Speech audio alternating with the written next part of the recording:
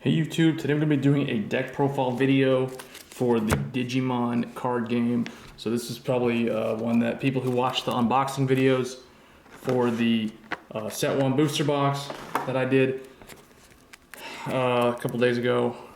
So you guys want to see what I put together. So what I'm going to do is this is going to be a green deck, as the sleeves are kind of alluding to. But this is going to be a deck profile on green.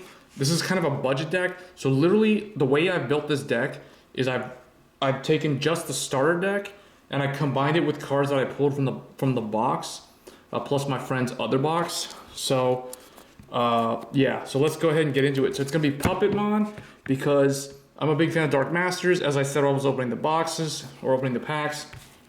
So I'm gonna build all the Dark Master decks. So starting with Puppetmon. This is extremely budget and very easy to play. Or it's not, I guess, extremely budget if you don't have any of the cards, but it is relatively easy to build.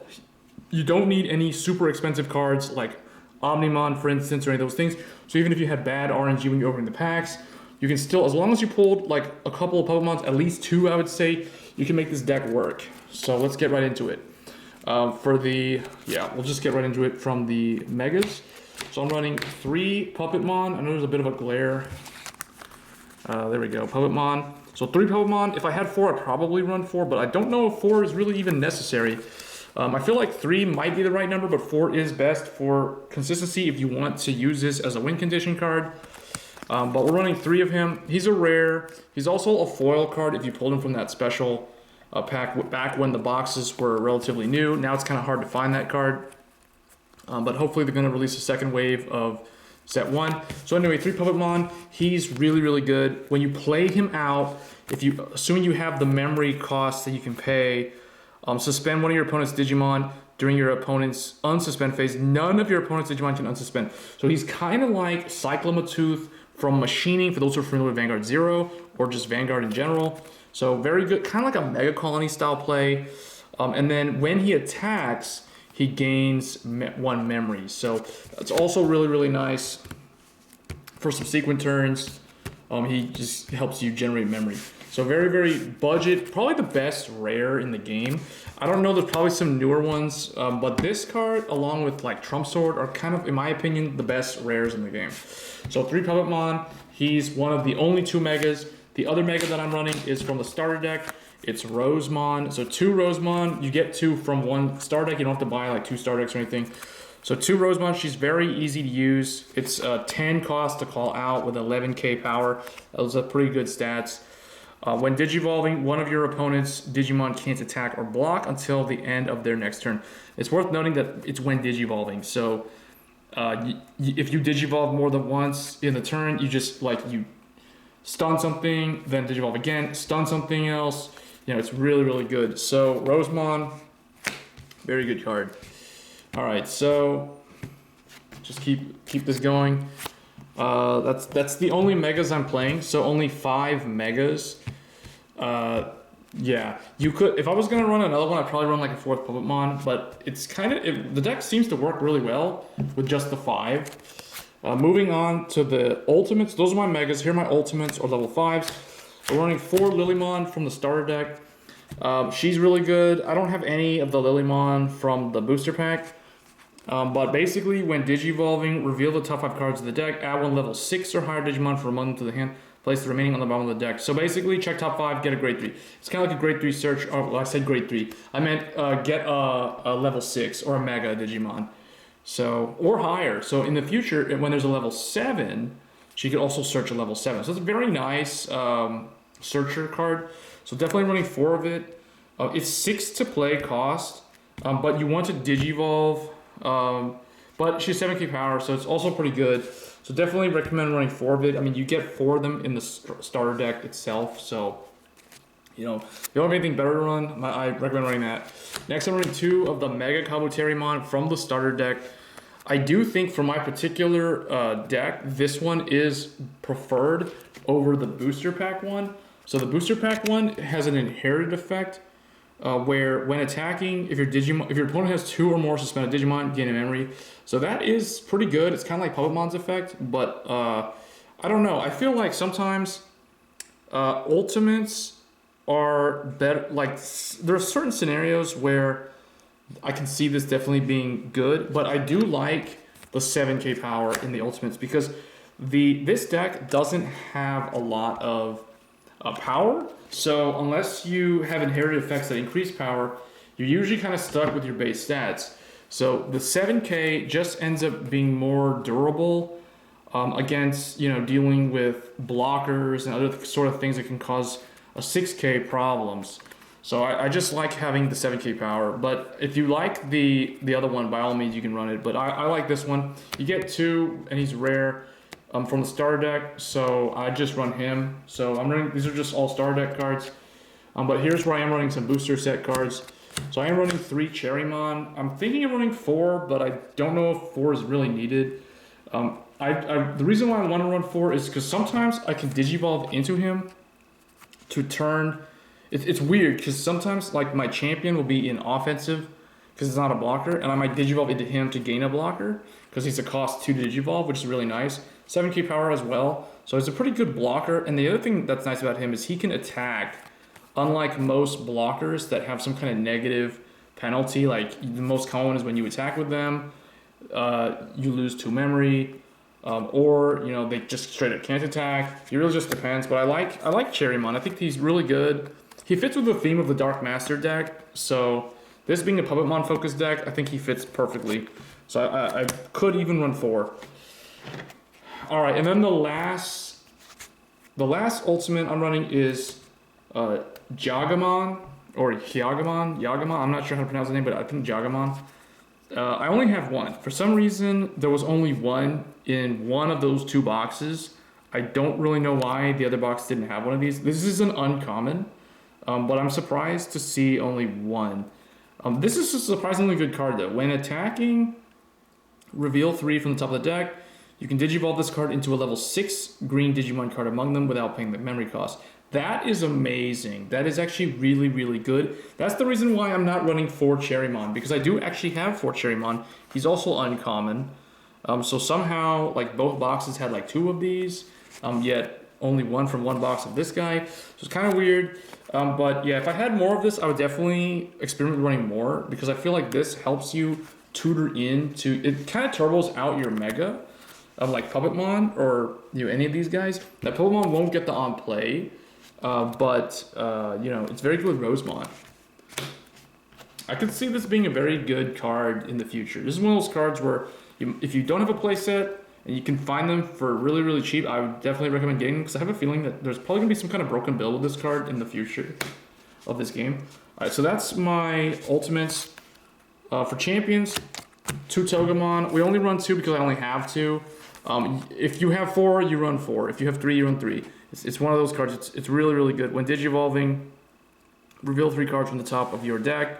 Add 1 level 5 or higher Digimon from one to the hand. So this searches ultimates and megas, or even like the ultra level 7s. And then place remaining on the bottom of the deck in any order. So it's a very, very good card. It's probably the best champion in the deck for right now. But I only have 2, so I'm going to run as many as I possibly have. So 2 Togemon. But definitely really good card. Now to compensate for the lack of Togemons, I am running 4 Vegemon. So Vegemon fits perfectly in with Puppetmon's theme deck, along with Cherrymon. Vegemon is just a very good, it's one of those generic like vanilla champions with 6K power. I'm sure the other colors have like a similar card. I think I've seen one for red. But play cost is 4, so that's good. It's very cheap play cost for a champion. Digivolve cost is also cheap. It's only 1. And 6K power is very good. Way better stats than Togemon, basically in like everything, but it has no effect. But very good beat stick. You just kind of like bring him out, and it's just really annoying to deal with. All right, next we're running 3 Woodmon, because I only have 3 Woodmon. If I had a 4th one, I'd probably run the 4th one. So this is the champion blocker. When attacking, lose 2 memory. So pretty standard 5 play cost. So it's the cheap play cost, and the higher Digivolve cost, which is usually preferred because oftentimes you kind of need to just pull out a blocker for defensive purposes, and you can't afford to like Digivolve up to it. So it's more preferred over the other blocker that I'm running, which is Kabuterimon. So I'm running 2. This is the starter deck blocker. It's the 6 play cost and the 1 Digivolve with the 5k power. So this is a very generic starter deck type blocker. 2 in the starter deck, so I'm running the max copies of it. But because I have Gobblemon, I don't really need this. If I had a 4th one, I'd drop this to 1. But if I had Togemon, I'd probably drop this all together if I have 2 more of those. So that's the champion lineup. You can see it's pretty evenly distributed so far. Now for the rookies, here's where it's interesting. For Palmon, Palmon is really, she's kind of like, I kind of think of her as Pot of Duality from Yu-Gi-Oh! Just on play, reveal 3 cards from the top of the deck, add 1 level 4 or lower. It's almost like a reinforcement of the army also, but because it's limited to revealing 3 cards at the top of the deck, it's more like Pot of Duality. So basically Pot of Duality and then add a level 4 Digimon from among them to the hand, place the remaining cards on the bottom of the deck in any order. So very, very good card. Like this is the heart and soul of the search engine, but it is on play, so you do want to call this out. It is a 3 memory cost, but it is potentially giving you a free search. Next I'm running 4 Tentomon. Tentomon is my other on play. So this is the starter deck card, whereas Palmon is the booster Palmon, not the starter deck Palmon. So this one is another on play. Reveal the top card of the deck. If it's a green Digimon card, add it to your hand, otherwise place it on the bottom of the deck. So pretty much the whole deck is green. So this works perfectly in a pure green deck, not like a weird hybrid deck. So 4 of him as well. So those 8 are my on-play rookies. So now for my inherited effect rookies. So for inherited effects, I'm running 4 Tentomons.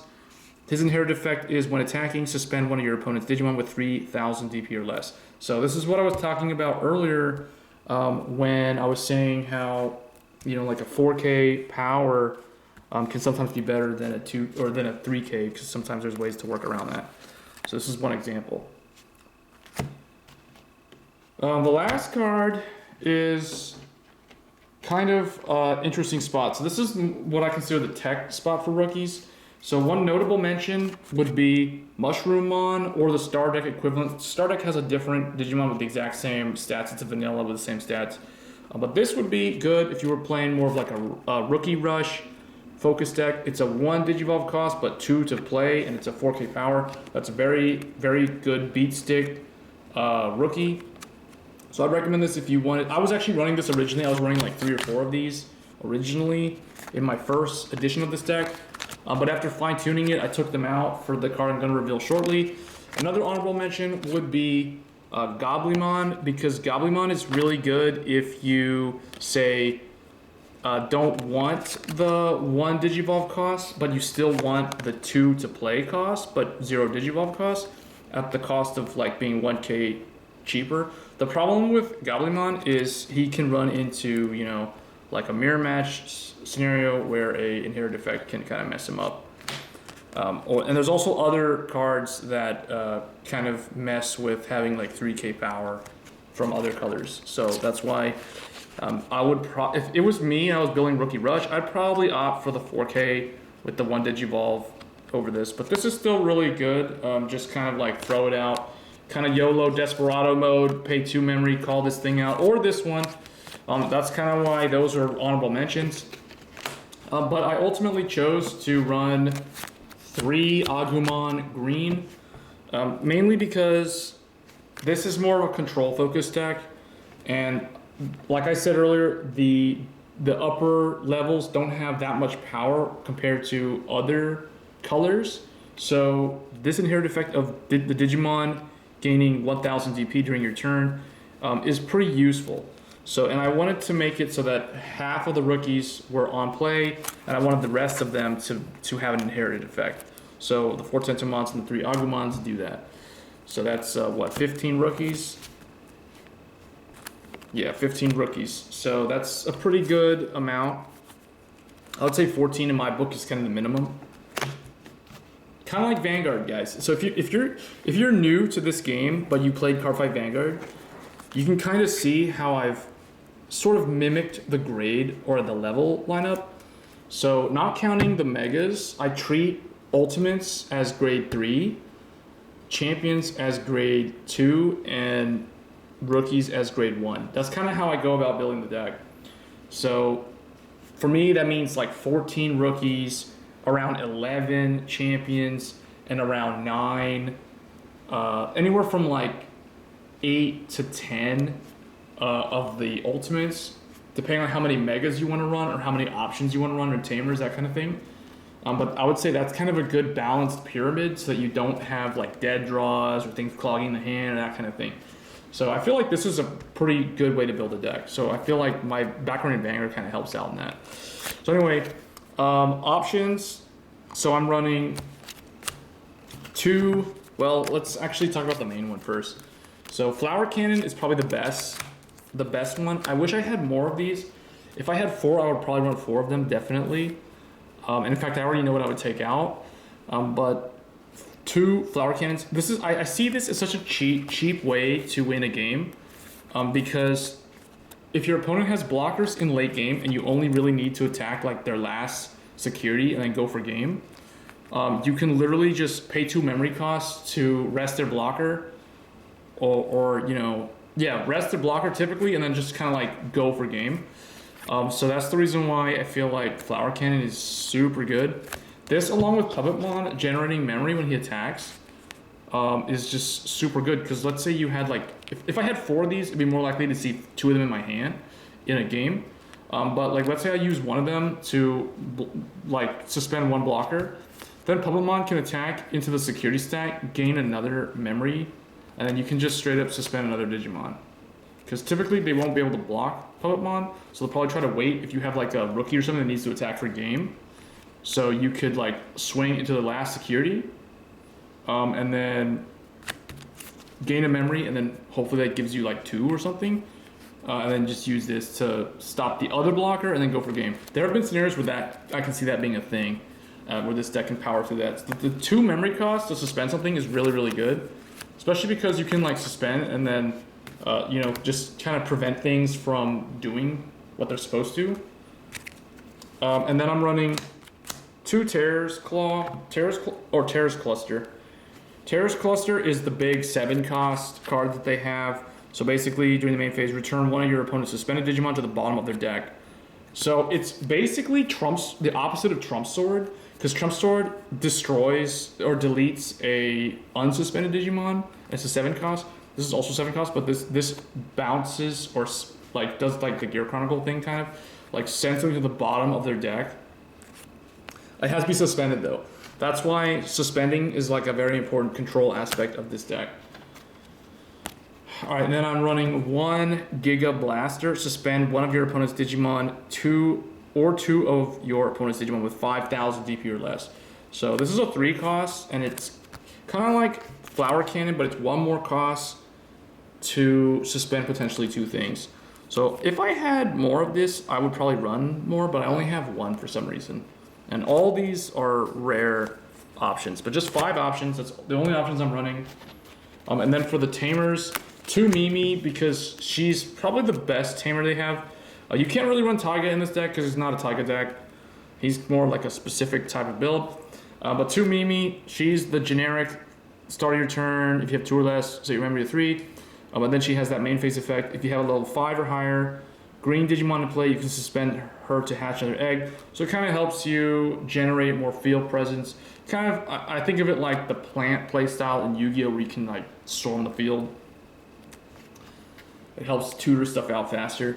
And then I am running 2 Izzies. People are probably not going to agree with this. People will probably say that I shouldn't run these. And I agree. If I had 2 more Flower Cannons, or you know, even just another Giga Blaster or something, then I would drop these for. I would easily drop both Izzies for more Flower Cannons, because the pay cost 2 is equal. And then this is kind of only good like later when you have an ultimate or a mega on the field, because then you can suspend this Tamer to basically reveal the top card, and if it's a Digimon card, add it to the hand, otherwise place it on the bottom of the deck. So it can be good, but it's very slow, if that makes sense. That's the reason why I'd rather run more Flower Cannons and less Tamers. But anyway, guys, that's it for the main deck. For the, I guess, the starter or egg, whatever, the Digi Eggs, I'm running 3 Furimon or Fremon.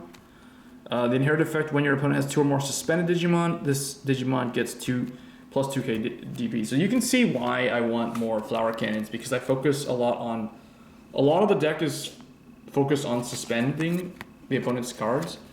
And then I am running 2 Tamers. The inherited effect is when attacking, if you Digiball this turn, this Digimon gets 1000. So the lower levels are focused more on like powering up the higher levels, I guess, if that makes sense.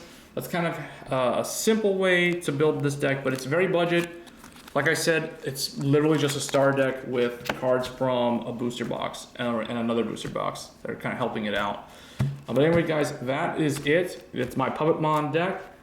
Let me know in the comments what you would do, what you would suggest to change or modify, other than the things that I've already mentioned with the Tamers and stuff, but what you would do in the grade, you know, like the Megas, the Ultimates, Champions, Rookies, etc., or the option cards. But anyway, guys, that's my very first Digimon card game deck profile, and featuring Puppetmon, which was a Dark Master build, and I guess Rosemon's also there as well. But let me know what you guys think, and if you like this comment or you like this content, please subscribe. It helps me feel like making more of these videos, and I will catch you guys next time. Thanks.